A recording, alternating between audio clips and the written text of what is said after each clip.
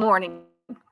Welcome back to Passionate World Talk Radio Network, a wholly owned subsidiary of Global Media Network, LLC. And on today's program, let me ask you a question. Are your parents elderly? What about your aunt and uncle? Are your grandparents still alive? Their great greats at this time? Or maybe you have a friend who also has elderly parents, grandparents, great greats, aunts, and uncles walking around. Well, this tip is for them. And with your help, you can make it possible for them not to get scammed. So, the name of the article, which is put out by PC Magazine, and yes, go over to our marketing blog on passionateworldtalkradio.com and you'll find the URL from PC Magazine. Click on it, read the whole article, but I'm giving you a heads up now. 6 smart tips to help seniors avoid scams. And before I go on with the article, I will tell you this. Recently, I was talking to someone who contacted PWTRN and told me he was a financial counselor and he mostly worked with the elderly, starting at 55, almost your age, 3 years away. Oh my God. Well, listen up, Buttercup. He told me that most of the phone scams are now targeted at adults 60 years old and up. Specifically, they go after us. Why, you ask? Because I'm telling you, they know that as you age, your thinking slows down and your protection shield to think on your feet is not as quick as when you're in your 20s and 30s. So pay attention. You target older people more than any other demographic. The lady who wrote this article, who's a security person, Miss Key, said that she spoke with multiple experts about the best way to protect your parents, grandparents, and other elders from losing data, money, or both of them, right, to scammers. According to a 2024 Statista study, 90% of US adults age 65 and over use the internet. That's a lot of people, 90%, with varying degrees of comfort with technology and online fluency. Many of the elders are, of course, comfortable, but scammers often target us with online scams first. Now, think about that. Gula Porter, a vice president of Teltech, that's TELTECH, the company behind RoboKiller, a robocall blocking app, confirmed this. Scammers tend to target areas that have an older population.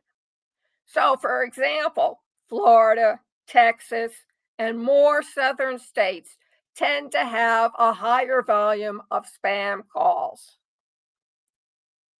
And so she, Miss Kim, discussed ways to protect us, elders, and other vulnerable people from scams with Jessica Johnston, Senior Director at the National Council on Aging, that's the NCOA, Center for Economic Well-Being.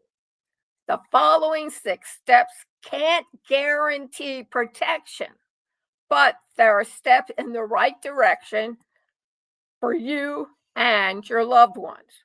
Number 1, listen and build trust.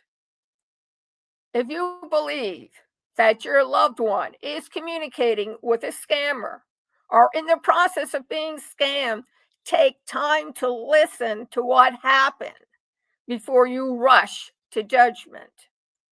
Allow them to tell their story and really hear and understand what they're going through, said Johnston. Afterwards, ask the person if they ever want your assistance. Remember, you can't help someone who doesn't want it or asks for it. And it's important to respect their personal agency. If they accept your help, gather all the hard data you can, like screenshots of emails, financial documents, and text messages, and use it to report the incident to the authorities.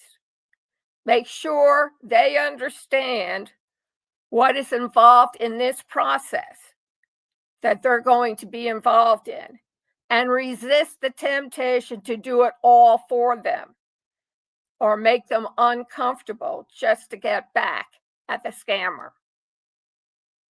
2, remind them there's no hurry to respond. Scammers urge swiftness, instant gratification, scaring you into acting against your best interest. And to do that, they often use threats or promises of time-sensitive financial gains. Ms. Kim recently spoke to Michael Bardash, a senior vice president of research and development at Syniverse, Syniverse, about tax season texting scams. He told me that senior citizens are targeted for many reasons, one being that older people are more likely to respond to threatening texts. With that in mind, embrace the power of silence. When dealing with a possible scammer, the best action is usually inaction, no action at all. Encourage your loved one not to respond to calls or messages from unknown phone numbers, or better yet, block them entirely. In most cases, the fraudulent loses interest and moves on to the next victim under quicker than you can say limited time opportunity. Johnston's suggestion for combating these urgent sounding threats is to offer yourself as a trusted person to whom the older person can talk about a possible scam. Offer to let them forward you the messages or emails the scammer sends them so you can review them before doing anything. That way, you can help them verify who is contacting them and why. For the next 3 tips, I will tell you what they are, and then please go over to passionatworldtalkradio.com/blog and read how these 3 tips can help you. Number 3, contact anti-fraud organizations for help. 4, use security tools.